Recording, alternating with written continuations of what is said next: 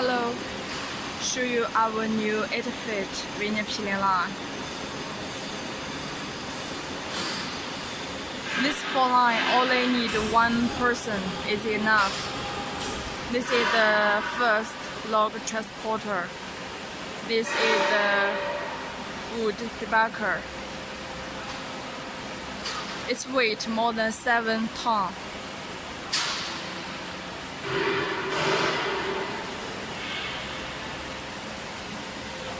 It uses cross roller, so it is easy to peel on straight wood.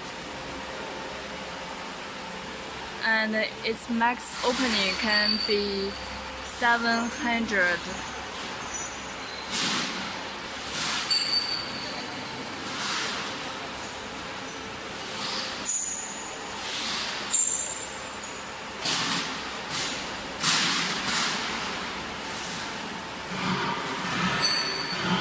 Second log transporter.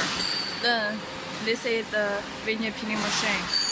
Its weight about 17 tons. When machine peeling, it is really stable.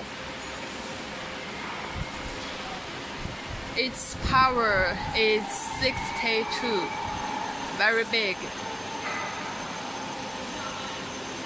And our machine has one advantage that other supplier not have.